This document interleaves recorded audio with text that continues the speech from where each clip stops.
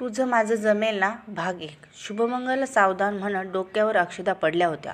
एकमेकांना हार घालून झाले होते. देवाला साक्षी मानून घेत दोघे जन्मभरासाठी एकत्र राहण्याचं वचन घेत सप्तपदी चालत होते. अविनाश आणि नीता आज समाजासाठी लग्नबंधनात अडकत होते. अविनाशच्या वडिलांना नीताच्या वडिलांना दिलेलं वचन पूर्ण केल्याचा आनंद होता.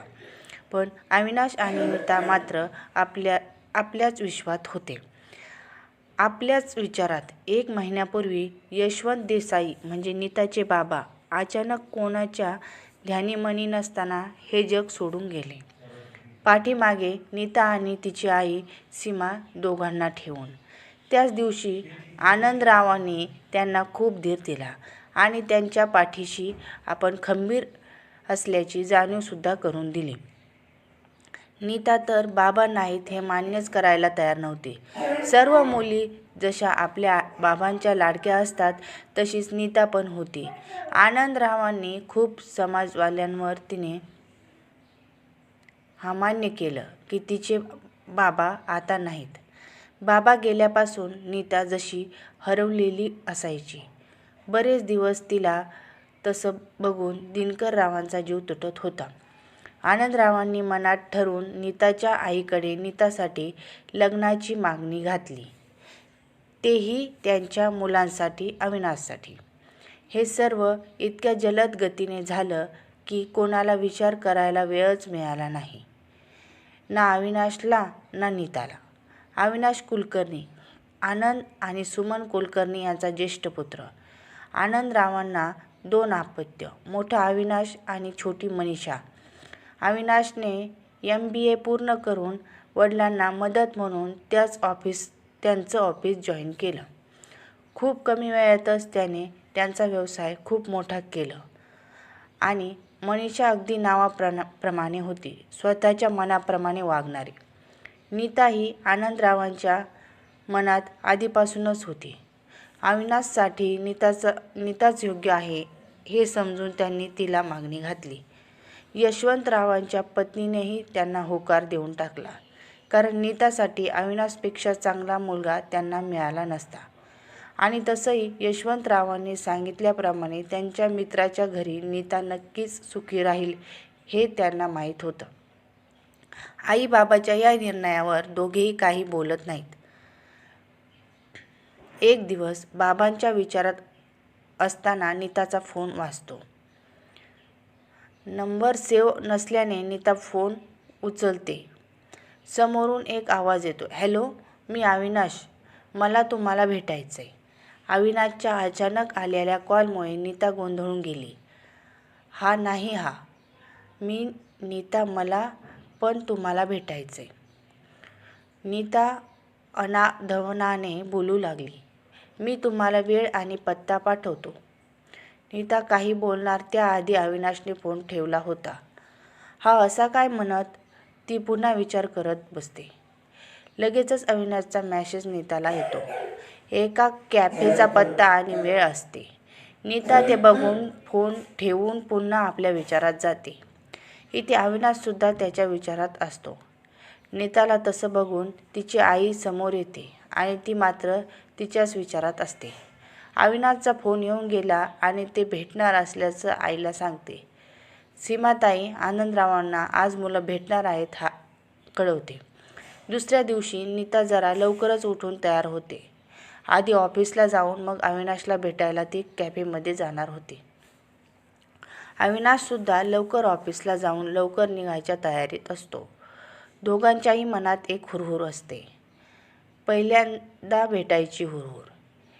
आज खूप दिवसाने नीता ऑफिसला गेल्यामुळे खूप लोड असतो, पण वेळेत ती कॅफेत जायला निघते आणि अविनाशसुद्धा कॅफेकडे वळतो. नीता तिची स्कूटी पार्किंगमध्ये लावतच असते तेवढ्यात अविनाशसुद्धा तिथे पोहोचतो. योगायोगानं दोघांनी पण सारख्या कलरचे कपडे घातलेले असतात. White shirt with blue denim. उंच, गोरा, स्मार्ट शूज, ब्लॅक वॉच, डोळ्यांना गॉगल. कोणाचंही लक्ष सहज जाईल असा होता. नीता त्याला बघतच राहते. इथे नीतासुद्धा खूप सुंदर दिसत असते. White shirt, blue denim with blue shoes, हातात व्हाईट वॉच, ओठांना हलकी गुलाबी लिपस्टिक खूप आकर्षक दिसत होती. डोळ्यांवर गॉगल असल्यामुळे तिचे डोळे अविनाशने पाहिले नव्हते. त्याला बघून ती गॉगल काढते आणि अविनाशकडे बघते. नीताच्या डोळ्यात अविनाश हरवून जातो. हिरवे डोळे, त्यात काजळ, चित्रकाराने काढावं असं होते. अविनाश तिला बघत असताच उभा राहिला होता. तेवढ्यात बाजूला हॉर्न वाजतो आणि दोघांची तंद्री तुटते.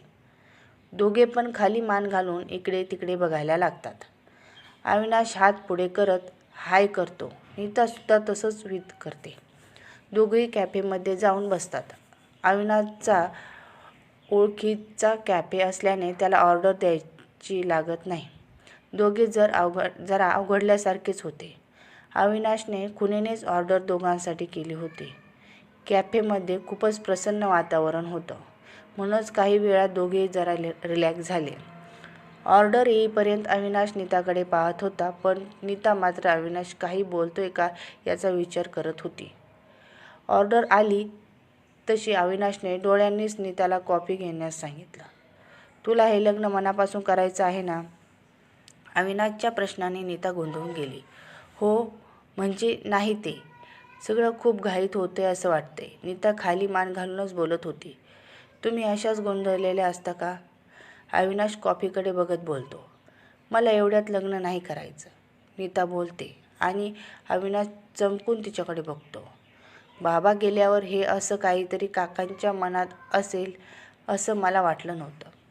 माझी स्वतःची ओळख झाल्यावरच मी लग्न करेन असं बाबांना सांगितलं होतं. पण अचानक हे असं काही झालं आणि मी गोंधळले. माझा तुम्हाला नकार अजिबात नाही, फक्त मी मेंटल तयार नाही, नीता बोलत होती आणि अविनाश तिच्या डोळ्यात हरवला होता. ती काय बोलते हे त्यानं ऐकलंच नाही. तिचं बोलून झाल्यावर तिने एकदम खाली पाहिलं आणि अविनाशने त्याची नजर तिच्यावरून हटवली. नीता पुन्हा तेच म्हणाली जे ती मगाशी म्हणाली होती. अविनाश खाली मान घालून ऐकत होता. माझी एकच विनंती आहे, तुम्ही लग्नाला नकार द्या. काकांनी खूप केले आमच्यासाठी. मला त्यांना हे असं सांगता येणार नाही. प्लीज, नीता म्हणाली. मी पण तुम्हाला हेच सांगण्यासाठी आलो होतो. जसा तुमचा नकार आहे तसाच माझाही नकार आहे या लग्नाला. मी बाबांच्या विरोधात जाऊ शकत नाही. म्हणून तुम्ही प्लीज तुमच्याकडून नकार कळवा. अविनाशच्या या बोलण्यावर नीता गोंधळून त्याच्याकडे बघते. अविनाश तिच्याकडे बघायचा टाळत होत असतो. दोघेही काही न बोलता जायला निघतात. अविनाश पुन्हा हात पुढं करतो, बाय करतो, पण नीता हात पुढं न करता तशीच बाय करून निघून जाते. सुंदर मुलींना ॲटिट्यूड असतोच असं म्हणत अविनाशसुद्धा घरी जातो. काय म्हणाल्या सुनबाई आमच्या? आनंदराव असं म्हणताच अविनाश जागीच थांबतो. काय बोलणार असं विचार करेपर्यंत ते त्याला जवळ घेतात आणि पाठीवरून थोपटतात. अविनाशला काय चालू हे समजेपर्यंत तेच बोलतात. तू नीताला समजून घेतोयस, खूप बरं वाटलं बाळा. खूप छान, ती तुला आणि आपल्या परिवाराला शोभेल अशी आहे. माझ्या निर्णयाला तू पण दुजोरा दिलास. आवडलं मला, आनंदराव म्हणाले. अविनाश तसाच आपल्या रूममध्ये येतो आणि डोक्याला हात लावून डोळे मिटून घेतो. तेच त्याच्या डोळ्यासमोर नीताचा गोंधळलेला चेहरा येतो आणि तो पटकन डोळे उघडतो. इथे नीता घरी येते. काय आणि कसं सांगायचं ह्या विचारात असताना आई येते आणि तिला प्रेमाने जवळ घेते. मला माहीत आहे तुला अविनाशला पटकन स्वीकारणं कठीण जातंय, पण बाळ, तुझ्या बाबांचं स्वप्न होतं आणि काकांच्या घरी परकेपणा जाणवणार नाही तुला. तुझ्या बाबांची कमी ते नक्कीच भरून काढतील. एवढं बोलून त्या निघून गेल्या. आनंदराव सीमाताईंना फोन करून नीताचं मत विचारतात आणि त्यासुद्धा नीता लग्नाला तयार असल्याचं सांगतात. अविनाशसुद्धा काही न बोलल्यामुळे लग्नाला तयार आहे असं समजून साखरपुड्याची तारीख काढली जाते. दुसऱ्या दिवशी सकाळी आनंदराव त्यांच्या सौसोबत नीताला भेटायला येतात. ते अचानक जे आल्याने सीमाताई गोंधळून जातात. पण सुमनताई त्यांना मात्र छान समजून घेतात आणि घरचीच मानत आहोत तर फॉर्मॅलिटी कशाला म्हणून शांत बसवतात. अविनाश गाडी पार्क करून नीताच्या घरी येतो. हे सर्व अचानक आल्याने नीता घरच्या अवतारातच तिच्या रूममध्ये ऑफिसचेच काम करत बसलेली असते. म्हणून आनंदरावसुद्धा तिला डिस्टर्ब करत नाहीत. आत येतो तसं नीताच्या आईला वाकून नमस्कार करत छान हसतो.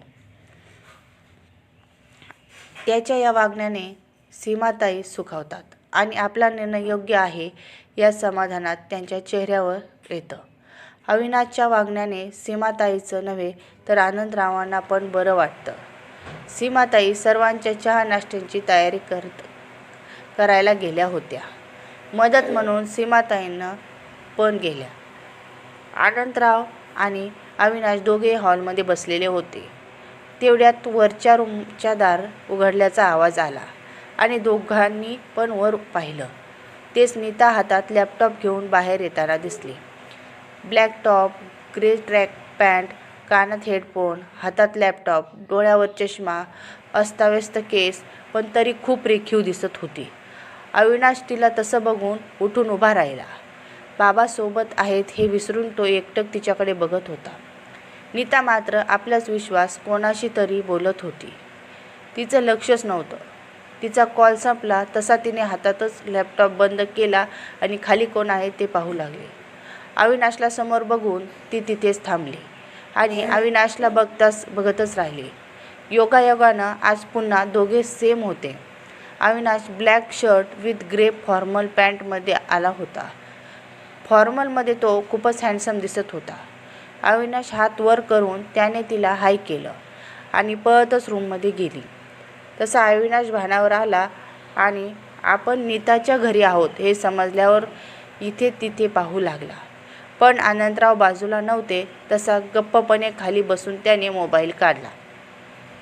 नीताला सांगायला सीमाताई तिच्या रूममध्ये गेल्या तर नीता तयार होत होती. तिला बघून सीमाताईंना बरं वाटलं. पटकन मोठी झालीस बाळा म्हणत त्या बाहेर आल्या. नीताला थोड्या वेळ पूर्वीचा अविनाश आठवला जसा तो बघत होता.